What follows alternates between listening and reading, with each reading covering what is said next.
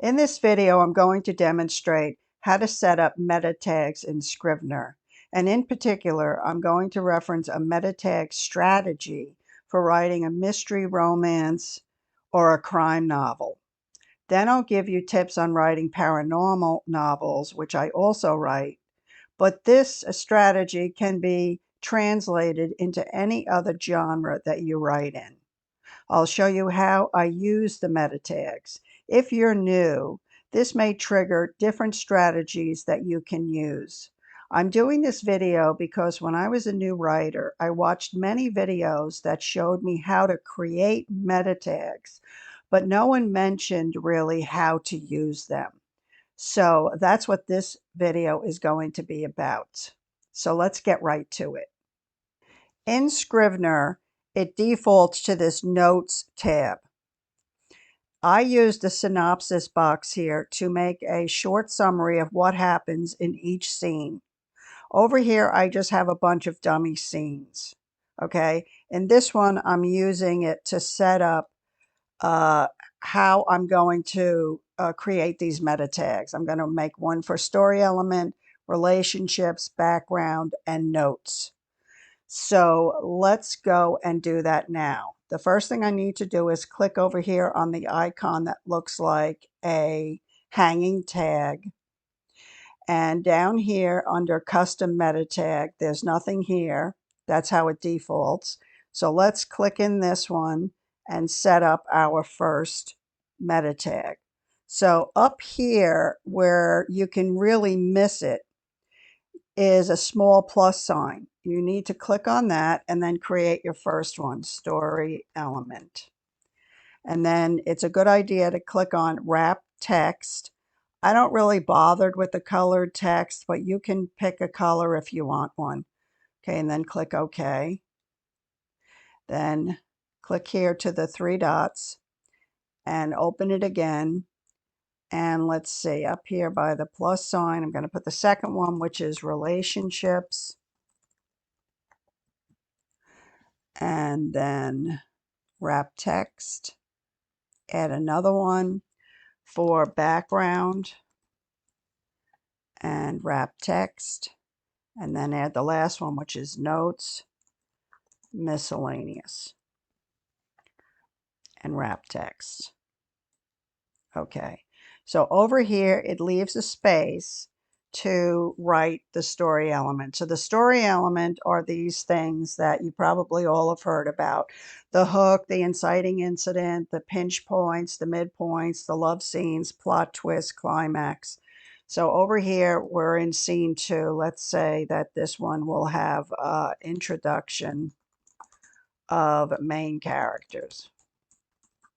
Okay, now the relationships, I like to keep track of who's talking to who's interacting with who, so that I can get a feel after I get writing of the balance of the story. So you might want to put like Jack and Fiona, and they're having a discussion, as opposed to an argument or analyzing something. Okay, now background information, I keep track of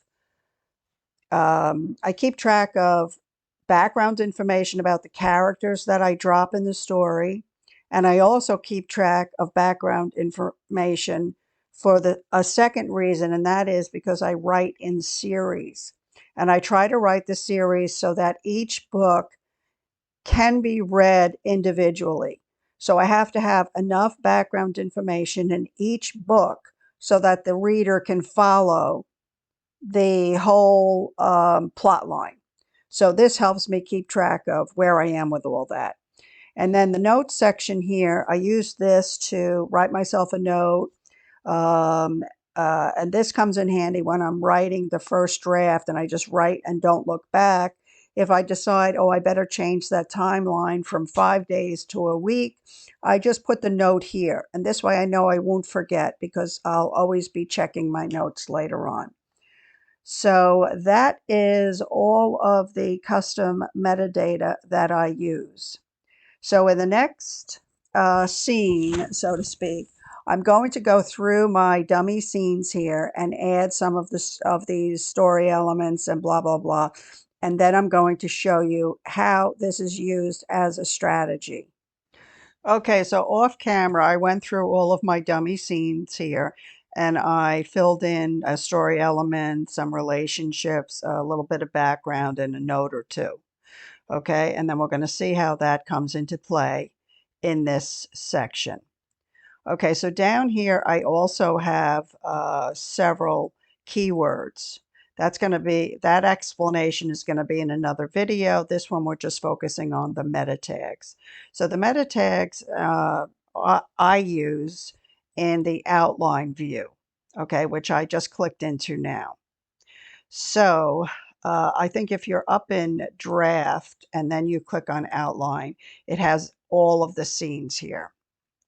Okay, so the first thing I want to do is I want to set this up so that it reads my custom meta tags, and it takes out these other tags that I don't use. I don't use the labels, I don't use the status, and I don't use the section type. So let's set this up now. So I'm going to go to View and then Outliner Options. So I'm going to click off, let's see, Label, because I don't want that.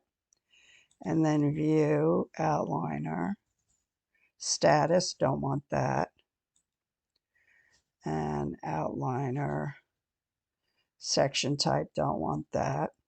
All right, so now I'm going to tell it what I do want. All right, Outliner Options. So what I want is keywords, but not as the, let's see, not as the chips. I just want them to write out the word. Okay, let's see, outliner. And let's see here. So I want story element. And I want relationships. Want background. And I want notes. Okay, so I'm going to click this blue circle with the eye in it, and that turns off the inspector section, so it gives me more room here. So the title and synopsis, this is a summary of everything that happens in each of the scenes. The keywords I have here, okay, they are actually come into play in another section. Another video will cover that. But anyway, here are the story elements, okay. The hook, a crime scene, strategizing together, clues from the police investigation, okay. The relationships are here. Jack and the medical examiner, Fiona and Chief Salvo, Jack and Fiona and suspect one. And here's the background that I dropped. And if I had any notes, which I didn't, I would have them here in this box here.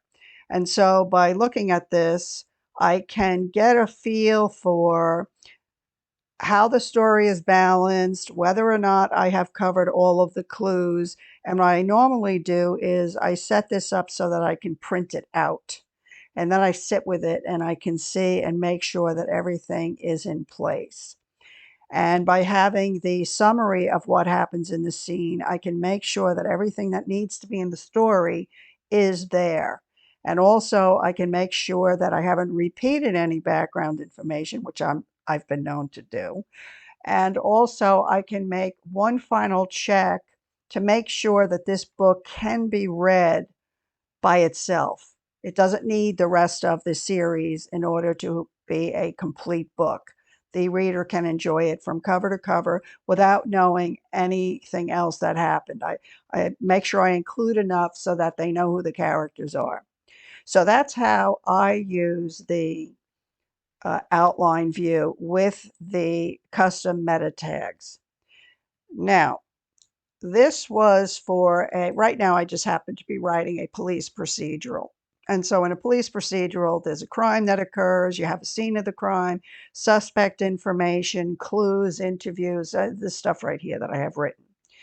But I have written mystery romance where there's more mysterious events that happen. Sometimes there's clues, sometimes there's foreshadowing. So whatever genre that you write in, you will know what elements in the story you need to keep track of. I also have written a vampire series, and so I keep track of any vampire events. I keep track of the love scenes because it's a paranormal love story.